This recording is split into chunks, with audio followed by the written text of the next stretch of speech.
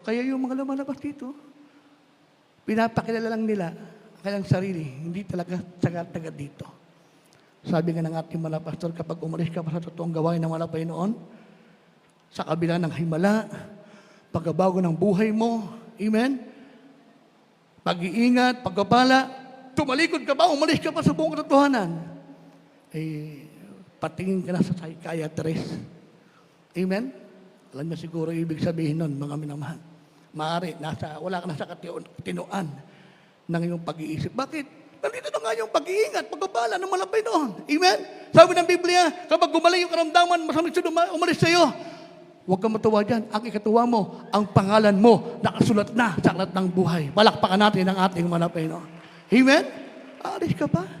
Nandito na lahat ng himala. Amen? Yung iba nga, puro oras, walang himala eh. Amen? Puro oras, walang himala.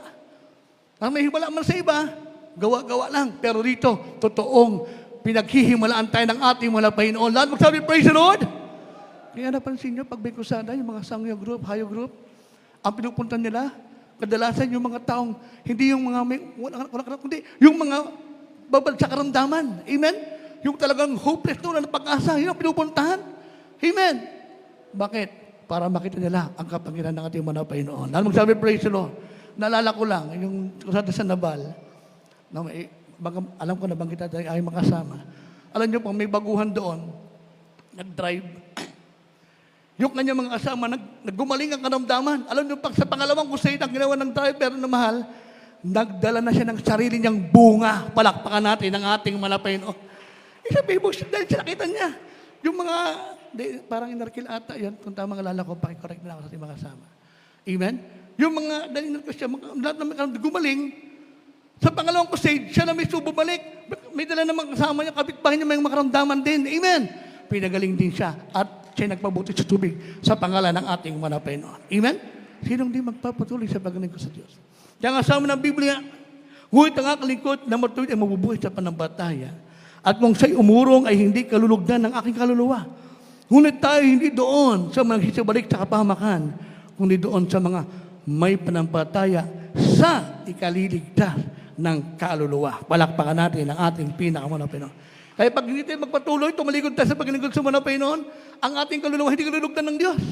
At saka pupunta pag namatay ka. Amen? Eh di ka nagpatuloy, huminto ka. Pag huminto ka sa paglingkod sa manapay, hinto rin ng blessing, hinto rin ng protection lahat. Pati kaligtasan, mawala sa'yo. Amen? Lahat mo siya praise the Lord. Bakit? Sabi na Biblia, hindi kalulugdan ng kaluluwa. Yung mga taong umuurong o hindi nagpapatuloy sa paglingkod. Amen? Kaya nga sabi ng Biblia, hindi tayo doon sa nagsisibalik sa kapamakan. Doon tayo sa may pananampalataya sa ikaliligtas ng kaluluwa. Kalakpakan natin ang ating malapay noon. Lahat mo sabi, praise the Lord. Pakibasa po, Proverbs chapter 4, verse 13 and 14. Dito po sa aklat ng Kawikaan, Kapitulo 4, ang talatay 13 hanggang 14. Hawakan mo mahigpit ang turo, huwag mong bitawan. Iyong ingatan sapagkat siya'y iyong buhay. Huwag kang pumasok sa landas ng masama at huwag kang lumakad ng lakad ng mga masasamang tao. Dito po sa aklat ng ikalawang Timoteo, Kapitulo 3, ang talatay 2, talatay 16. Datapat ilagan mo ang mausapang walang kabuluhan sapagkat sila'y lalong magpapatuloy sa kasamaan. Amen. Palakpakan natin ang malapay noon. Alam mo, sir, praise the Lord. Pakihandagan natin susunod na data. Sabi ng Biblia, hawakan mong may bitang turo, huwag mong bitawan inyong ingatan sapagkat siyang iyong buhay. Amen? Kaya bilang mga anak ng Diyos, habang tayo nag-aantabay sa pagkabalik ating malapay noon, maunawa natin yung kahalagaan ng ating pagpapatuloy sa paglingkod sa malapay noon. Amen? Kaya pa tayo makakapagpatuloy sa paglingkod sa malapay noon, may kitapatan sa Kanya. Sabi ng Biblia, hawakan mo magpit ang turo, huwag mong bitawan. Amen? Iyong ingatan, sabi ng Biblia. Amen? Ano yung turo? Yun na. Yung mga pinangaral, itinuro ng ating mga magulang sa manapay noon. Amen? Everybody say, praise the Lord. Mari magtaka iba, bakit lagi nababanggit yun? Totoo naman talaga, mga minamahal. Kung walang unang nangaral, nagturo, nagtutong ibanghelo, kaligtasan, na minakita kapangyarihan, hindi tayo makakakilala sa manapay noon, mga minamahal. Amen? Kung wala na unang nanalangin, nag-ayuno, namahalatan kaya tayo.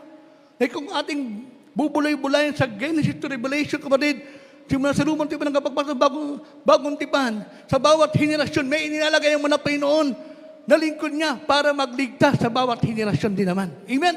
Hanggang sa huling henerasyon ito. Sa huling panong ito. Kaya napakapalad natin, dito rinagay ang totoong lingkod ng ating pinakamamalapay. Amen? Kaya sa ating pagpapatuloy, habang ating hinawakan ng pinagturo, pangangaral ng ating mga magulang sa malapay noon, sabi ng Biblia, ikat ating mga sarili, huwag tayo pumasok landas ng masama. Huwag kang lumakad sa lakad ng masamang tayo. Sabihin, huwag ating babalikan pa kung ang ating dating buhay. Amen? Amen? Lahat magsabi, praise the Lord. Kahit anong yaya sa iyo. Amen, ng mga dating makasanlibutan.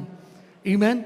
Ibig na yayain kanila, sila ang dalhin mo sa gawain ng ating mga Panginoon para makita nila ang kapangyarihan at buhay ang Diyos na ating minagdilingkuran. Amen? Lahat magsabi, praise the Lord. Dahil sabi ng Biblia, manamang kapatid, dapat ilagan mo ang mga usapang walang kabuluhan sapagkat sila ay lalo na magpapatuloy sa kasamaan. Kaya bilang mga anak ng Diyos na mahal, kapag sabi nagpapatuloy tayo sa paglilingkod sa ating malapit, may katapatan habang nagantay sa kanyang pagbabalik. Amen. Isa sa ilagan, iiwas natin yung mga walang kabulong usapan mo na mahal. Amen. Sabi ng Biblia, lalo na yung mga walang kabuluhan, lalo na kung pagmamarites lang o paninira sa kapwa-tao. Amen. Iwasan yon. Hanggat maaari huwag entertainin sa iyong puso. Amen. Para hindi mabahira ng yung puso mo na malinis, hindi marumihan. Amen. Dahil sabi ng Biblia, ang puso mo'y malinis, siya'y makakita sa Diyos. Paano kung ang puso mo ng marumi naman? Amen? Kaya iwasan natin, ilagan natin. Amen? Lahat mo siya, praise the Lord. Kung merong mga setang di dapat marinig, kung makinig ka man, ilabas mo sa kabila. Huwag mong ipasok sa puso mo. Kung meron ka mang dapat pakinggan, naman ay hindi lalabas sa kabilang tenga at ilagay mo sa iyong puso yung salita ng Diyos na pinapangaral sa atin ng ating pinakamamalapay noon. Amen? Dahil bawat salita ng Diyos, ito'y nakabubuti sa atin, mga minamahal. Amen? Well, si praise the Lord. Dahil yung iba nga, hindi nangananahan sa aral ni Kristo, nagpapatuloy pa sa ganung mga bagay, sabi ng Biblia, sapagkat sila'y lalong magpapatuloy sa kasamaan. Amen? Kaya maging maingat tayo na mahal. Amen? Sabi pa dito, ngunit sila hindi magpapatuloy sapagkat manghahayag sa lahat ng mga tao ang kanilang kamangmangan. Gaya naman ang pagkahayag ng sa mga yaon. Amen? Lahat magsabi, praise the Lord. Kaya bilang mga anak na maging maingat tayo. Dahil tanda natin, huwag natin kalimutan. Amen? Lahat tayo magbibigay sulit sa harapan ng Diyos. Amen? Ecclesiastes chapter 12, verse 14. Matuwid masama. Anong ibig sabihin nun? Yung masama na taong hindi naglingkod sa Diyos hanggang sa pagbalik ng malapay noon. Amen? Hatuloy siya sa kanyang kasamang ginagawa. O yung matuwid naman. Ano man kanyang ginagawa? Matuwid ba? O lumilis ba? Hahatulan ka rin sa iyong ginagawa. Amen? Lahat magsabi, praise the Lord. Kaya kung meron man tayong ibubuhat yung mga labi, open your mouth and praise the Lord. Amen? Lahat magsabi, praise the Lord. Tsaka huwag tayong pamasamain. Gaya sabi ng Biblia. Sa Salmo na mahal. Binabaligtad. Amen? Lahat magsabi, praise the Lord. Dapat kaya nga sabi ng ating mga magulang sa malapit, pag totoo. Amen? Pag mali. Amen? Pag tama. Amen? Lahat magsabi, praise the Lord. Sabi, huwag tayong mag-iimbento. Amen? Dahil magbibigay sulit tayo sa harapan ng ating malapay. Kaya ang sabi ng Biblia, kaya mga kapatid, kayo magpakatibay at yung panghawakan ng mga aral na sa inyo tinuro, maging sa pamamagitan ng salita o aming sulat. Palakpakan natin ang ating mga Panginoon. Pakihanda yung Efesos 5, 15-17. At last verse na tayo, pagkatapos nito. Dito po sa aklat ng Efeso Kapitulo 5, talatay 15 hanggang 17. Mag-ingat nga kayong lubos kung paano kayo lumalakad. Huwag gaya ng mga mangmang, kundi gaya ng marurunong na inyong samantalahin ang panahon sapagkat ang mga araw ay masasama. Kaya huwag kayong maging mga mangmang, kundi inuwain ninyo kung ano ang kalooban ng Panginoon. Titus 1:89. Dito po sa aklat ng Tito, Kapitulo 1, talatay 8 hanggang 9. Kundi magpatuloy maibigin sa mabuti, mahinahon ang pag-iisip, matuwid, banal, mapagpigil, na nananangan sa tapat na salita na ayon sa turo upang umaral ng magaling na aral at paniwalain ang nagsisilangsang. Amen. Palakpakan natin ang ating manapin. Praise the Lord. Sabi ng Biblia sa Ephesians, handagan natin ulit talata. Ephesians 5:15 hanggang 17. Mag-ingat nga kayong lubos kung paano kayo lumakad, huwag kayo ng mga mangmang, kundi kayo na marunong. Na inyong samantalin pa sapagat ang mga araw ay masama. Amen?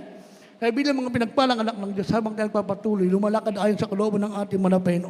Amen? Lumakad tayo na may karunungan. Amen? Huwag tayo lumakad ng kaya ng mga mangmang, kundi kaya ng mga marunong. Amen? Ibig sabihin, alam na natin sa ng ating manapin noon, gawin na natin ang kalooban ng ating manapin noon. Amen? Kasi yung iba, kahit alam din sa ng manapin noon, ang kanilang hindi na susunod, kaya nagiging silang mangmang sa harapan ng ating manapin noon. Amen? Lahat mo sabi, praise the Lord. Kaya nga sabi ng Biblia, sabi ng Biblia, ang iba ay ang kanilang pag-ibig sa manapin hanggang labi lang. Amen? Wala sa puso.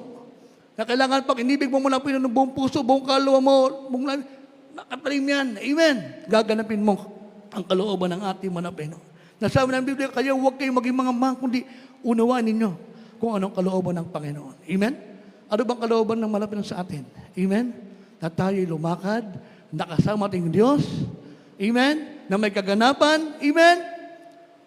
Alam mo siya, praise the Lord? Na ginaganap ang kalooban ng ating malapit na mayroong mapagpakumbabang loob. Amen? Na tayo'y lalakad na sabi ng Biblia, kundi magpatuloy, maibigin sa mabuti, mahinaw ng pag-iisip, matuwid, banal, mapagpigil. Amen? Nananangan sa tapat na salita na ayon sa turo.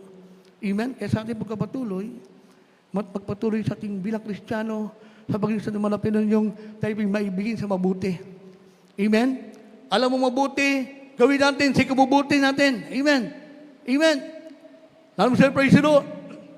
Lahat ng mabubuting bagay na ayon sa kalooban ng Panginoon, maging mahinaw sa pag-iisip. Huwag tayo pakabigla, mga minamahal. Amen. Lahat magsabi, praise the Lord. Ang ating isip dapat maging ayon sa kalooban ng ating mga Panginoon. Hindi tayo nag-isip ng karnal, kundi spiritual mind din tayo mga Kristiyano. Amen? Matuwid, na lumalakad ng matuwid, sa harapan ng mga Panginoon, banal at mapagpigil. Palakpakan natin ang ating mga Panginoon. Amen? Lahat magsabi, praise the Lord. Ito ang nais sa ating mga Panginoon. Nananangan, tapat sa salita ayon sa turo. Amen? Kaya sabi ng Biblia, kayo lalakad ayon sa Panginoon yung Diyos at matakot sa Kanyang at gaganapin ang Kanyang utos at susunod sa Kanyang tinig at maglilingkod sa Kanya at lalakip sa Kanya. Palakpakan natin ang ating pinakamalapit Panginoon. Amen? Yan ang ating gagawin bilang mga pinagpalang anak ng Diyos.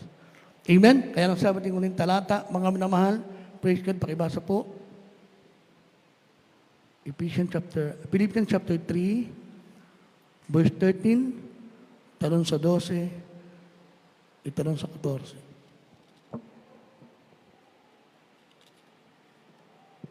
Dito po sa aklat ng Efeso Kapitulo 3, ang talasa ay 13. Kaya nga pinapanhi ko na huwag kayong mga lupaypay sa mga kapagitian ko dahil sa inyo, napawang kaparian ninyo. Philippians chapter 3, verse 13. Dito po sa Pilipos, Kapitulo 3, ang talatay 13. Mga kapatid, hindi ko po inaaring inabot datapwat isang bagay ang ginagawa ko, na nililimot ang mga bagay na nasa likuran at tinutungo ang mga bagay na hinaharap. 12. At dito po sa 12, hindi sa ako'y nagtamo na o ako'y nalubos na, kundi nagpapatuloy ako. Baka sakaling maabot ko ang iyong ikinaabot naman sa akin ni Kristo Jesus. 14. Sa 14, nagtutumilin ako na hangganan sa gantimpala ng dakilang pagtawag ng Diyos na kay Kristo Jesus. Amen. Palakpakan natin ang ating malapit. Ulan magsabi, praise the Lord. Kaya nais ang ating malapit sa ating uling talata. Sabi ng Biblia, mga kapatid, hindi ko pa inaaring inabot. Datapat isang bagay ang ginagawa ko, na ilimot ang mga bagay na nasa likuran at tutungo ang mga bagay na hinaharap. Hindi sa ako'y nagtamo na o ako'y nalubos na, kundi nagpapatuloy ako, baka sakaling maabot ko yung ikinaabot naman sa akin ni Kristo Jesus. Palakpakan natin ang ating mga Panginoon. Amen? Kaya, tandaan natin, habang nakatungtong pang ating mga paa sa lupa, mga namahan, magpapatuloy tayong gaganap sa kalooban ng ating mga Panginoon. Hisikapin natin, mga minamahal kapatid, hindi lang isa, dalawa, lahat tayo, mga minamahal. Amen? Simula sa pinakabata, hanggang sa pinakamatanda o baguhan na dati, ang dinig ko sumalapin, lahat tayo magsasagawa nito, mga minamahal. Amen? Ito yung nais ng ating mga Panginoon. Magpapatuloy tayo para yung nais ipaabot sa atin ng mga ating malapit, ito ating makamit, mga mahal. Amen? Lahat magsabi, praise the Lord. Kaya sa ating pagpapatuloy, tuloy-tuloy. Walang likuan sa kaliwat kanan, tuloy-tuloy. Manamahal yan ang sinabi ng ating mga magulang sa Panginoon. Amen? Lalakad na buong lakad ninutos ng Panginoon. Amen? Sa ikabubuti natin. Praise God. Lahat magsabi, praise the Lord. Kasi kapag tayo ang isang Kristiyano, hindi tayo tuloy. Delikado yan kapag urong-sulong. Amen? Amen? Kaya kailangan ang paglilingkod natin sa mga Panginoon ay pasulong. Amen? Tuloy-tuloy. Amen? Hindi pa urong. Amen? Lahat magsabi, praise the Lord. Tuloy-tuloy. Walang ligo na sa kaliwat kanan. Palakpakan natin ang ating mga Panginoon. Upang sabi ng Biblia, nagtutungulin ako hanggang sa gantimpala ng dakilang pagtawag ng Diyos na kay Kristo Jesus. Palakpakan natin ang ating mga Panginoon. Kaya nga, sabi ng Biblia, sa pagkain, nangangailangan ng pag-itiis, upang kung inyong magawa ang kalooban ng Diyos, ay makitanggap kayo ng pangako. Tayo mawit sa ating mga Panginoon.